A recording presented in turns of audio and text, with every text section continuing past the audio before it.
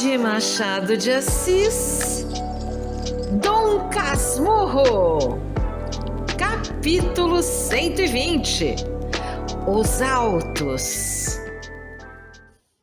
Na manhã seguinte acordei livre das abominações da véspera. Chamei-lhes alucinações. Tomei café, percorri os jornais e fui estudar uns autos. Capitu e prima Justina saíram para a missa das 9 na Lapa. A figura de Sancha desapareceu inteiramente no meio das alegações da parte adversa, que eu ia lendo nos autos, alegações falsas, inadmissíveis, sem apoio na lei nem nas praxes. Vi que era fácil ganhar a demanda.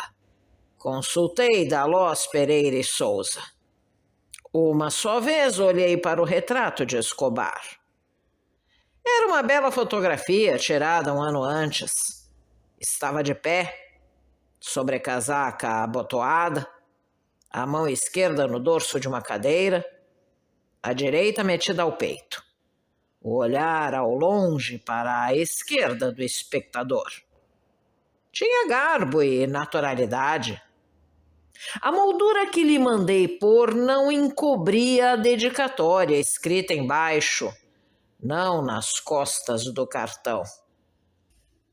Ao meu querido Bentinho, o seu querido Escobar. 20/4/70. Estas palavras fortaleceram-me os pensamentos daquela manhã e espancaram de todo as recordações da véspera. Naquele tempo a minha vista era boa. Eu podia lê-las do lugar em que estava. Tornei aos autos. Capítulo 121. A catástrofe. No melhor deles, ouvi passos precipitados na escada. A campainha soou. Soaram palmas, golpes na cancela, vozes. Acudiram todos. Acudi eu mesmo. Era um escravo da casa de Sancha que me chamava. Para ir lá, senhor nadando, senhor morrendo. Não disse mais nada, ou eu não lhes ouvi o resto. Vesti-me, deixei recado a Capitu e corri ao Flamengo. Em caminho, fui adivinhando a verdade. Escobar meteu-se a nadar, como usava fazer. Arriscou-se um pouco mais fora que de costume, apesar do mar bravio, foi enrolado e morreu. As canoas que acudiram mal puderam trazer-lhe o cadáver. Capítulo 122. O enterro. A viúva. Poupo-vos as lágrimas da viúva, as minhas, as da outra gente. Saí de lá a cerca de 11 horas. Capitu e prima Justina esperavam-me.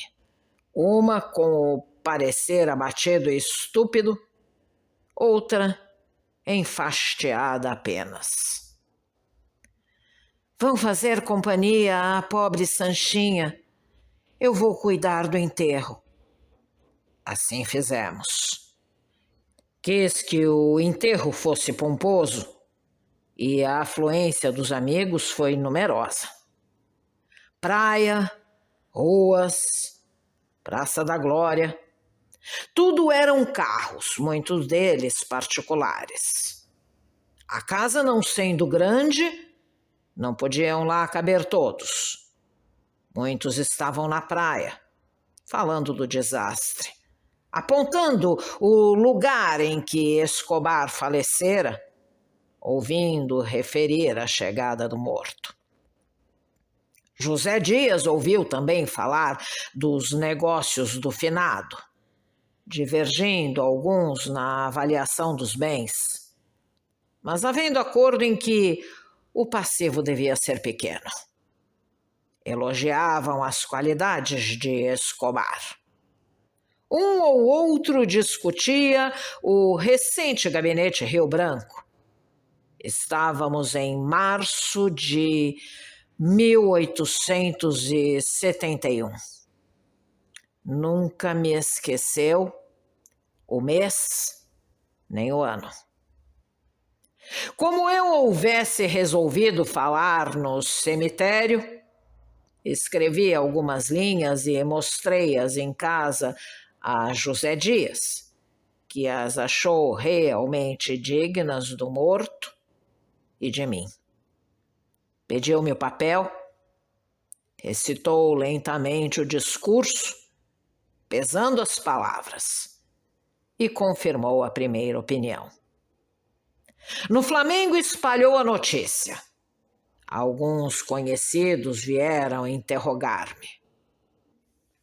Então, vamos ouvi-lo?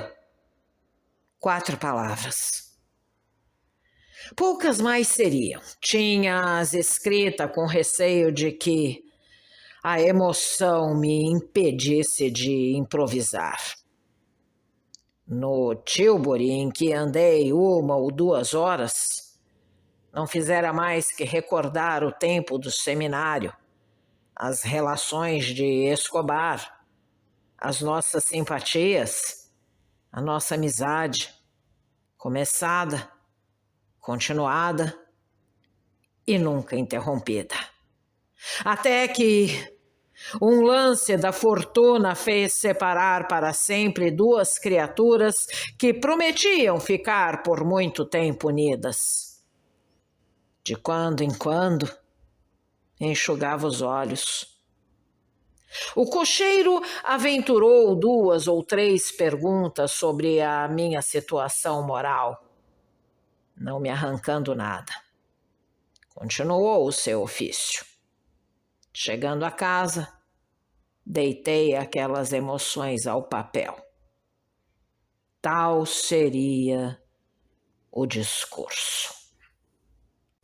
Capítulo 123. Olhos de ressaca. Enfim, chegou a hora da encomendação e da partida. Sancha quis despedir-se do marido e o desespero daquele lance consternou a todos. Muitos homens choravam também, as mulheres todas. Só Capitu, amparando a viúva, parecia vencer-se a si mesma. Consolava a outra. Queria arrancá-la dali. A confusão era geral. No meio dela, Capitu olhou alguns instantes para o cadáver tão fixa, tão apaixonadamente fixa, que não admira lhe saltassem algumas lágrimas poucas e caladas. As minhas cessaram logo. Fiquei a ver as dela. Capitu enxugou-as depressa, olhando a furto para a gente que estava na sala. Redobrou de carícias para a amiga e quis levá-la. Mas o cadáver parecia que a retinha também. Momento houve em que os olhos de Capitu fitaram o defunto, quais os da viúva, sem o pranto, nem palavras desta, mas grandes e abertos, como a vaga do mar lá fora, como se quisesse tragar também o nadador da manhã. Capítulo 124. O discurso. Vamos, são horas. Era José Dias que me convidava a fechar o ataúde. Fechamo-lo e eu peguei numa das argolas. Rompeu o alarido final. Palavra que, quando cheguei à porta, vi o sol claro, tudo gente, carros, as cabeças descobertas. Tive um daqueles meus impulsos que nunca chegavam à execução. Foi atirar à rua, caixão, defunto e tudo. No carro, disse a José Dias que se calasse. No cemitério, tive de repetir a cerimônia da casa, desatar as correias e ajudar a levar o féretro à cova. O que isto me custou? Imagina. Desci do cadáver à cova, trouxeram a cal e a pá. Sabes disto. Terás ido a mais de um enterro. Mas o que não sabes, nem pode saber nenhum dos teus amigos, leitor, ou qualquer outro estranho, é a crise que me tomou quando vi todos os olhos em mim, os pés quietos, as orelhas atentas, e ao cabo de alguns instantes de total silêncio, um sussurro vago, algumas vozes interrogativas, sinais e alguém, José Dias, que me dizia ao ouvido: então, fale. Era o discurso. Queriam o discurso. Tinham jus ao discurso anunciado. Maquinalmente meti a mão no bolso, saquei o papel e li-o aos trambolhões. Não todo, nem seguido, nem claro. A voz parecia me entrar em vez de sair. As mãos tremiam-me. Não era só a emoção nova que me fazia assim. Era o próprio texto, as memórias do amigo, as saudades confessadas, os louvores à pessoa e aos seus méritos. Tudo isto que eu era obrigado a dizer e dizia mal. Ao mesmo tempo, temendo que me adivinhassem a verdade, forcejava por escondê-la bem.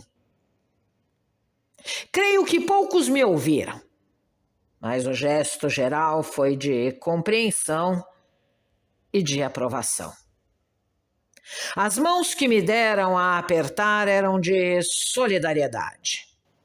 Alguns diziam: muito bonito, muito bem, magnífico.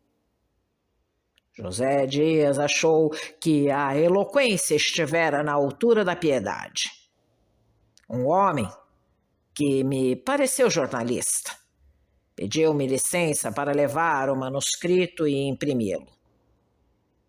Só a minha grande turvação recusaria um obséquio tão simples. Capítulo 125. Uma comparação. Príamo julga-se o mais infeliz dos homens por beijar a mão daquele que lhe matou o filho. Homero é que relata isto, e é um bom autor, não obstante contá-lo em verso, mas há narrações exatas em verso, e até malverso. Compara tu a situação de Príamo com a minha. Eu acabava de louvar as virtudes do homem que recebera, defunto, aqueles olhos. É impossível que algum Homero não tirasse da minha situação muito melhor efeito, ou quando menos, igual. Nem digas que nos faltam Homeros pela causa apontada em Camões. Não, senhor. Faltam-nos, é certo, mas é porque os príamos procuram a sombra e o silêncio. As lágrimas, se as têm, são enxugadas atrás da porta para que as caras apareçam limpas e serenas. Os discursos são antes de alegria que de melancolia. E tudo passa, como se aqueles não matassem Heitor. Se você gostou desse áudio, deixe seu like, compartilhe, deixe também seu comentário e se inscreva no canal, ativando o sininho para ser avisado dos próximos vídeos. Um grande abraço e até a próxima!